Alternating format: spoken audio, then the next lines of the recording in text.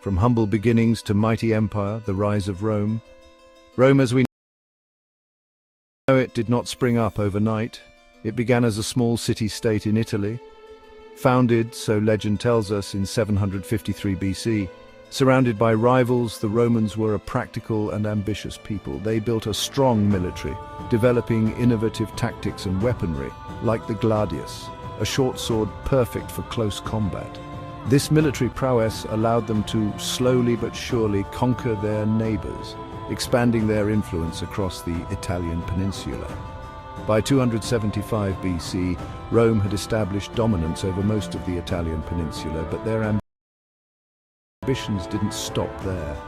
They looked beyond their borders, hungry for more land, more power, and more wealth. This hunger would lead them into a series of conflicts known as the Punic Wars, pitting them against the powerful maritime empire of Carthage, ruled by the legendary Hannibal.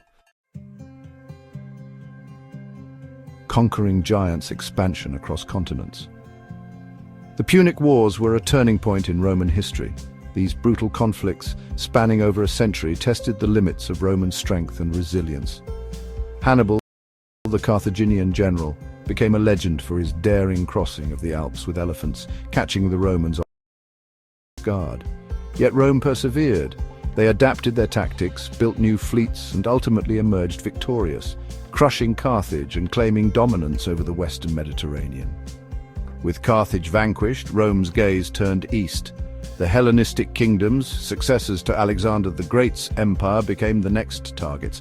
One by one, these kingdoms fell to Roman might, bringing Greece, Macedonia, and eventually Egypt under Roman control.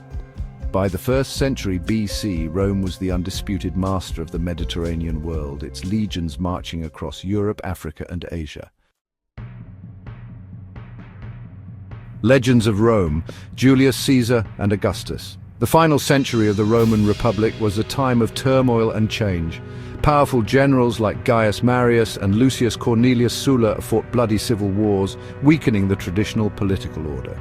From this chaos emerged one of history's most iconic figures, Julius Caesar.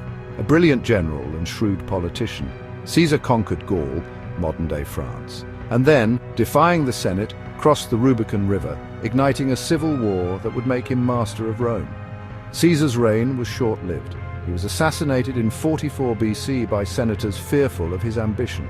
His death, however, did not bring peace, but rather another round of civil war. Emerging victorious from this conflict was Caesar's adopted son Octavian, who would later be known as Augustus, the first Roman emperor.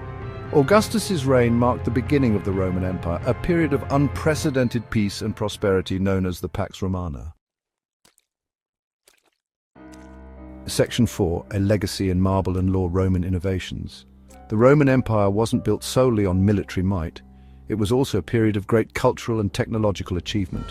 The Romans were renowned for their engineering prowess, constructing a vast network of roads, aqueducts, and public buildings that still inspire awe today.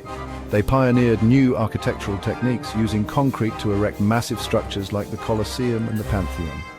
Roman law, too, left an indelible mark on Western civilization. The concepts of justice, citizenship, and the rule of law that we take for granted today have their roots in Roman legal tradition.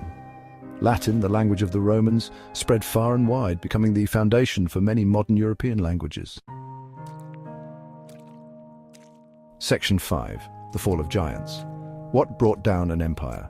The Roman Empire, for all its grandeur, was not immune to the forces of history. By the 3rd century AD, the empire began to show signs of strain. A series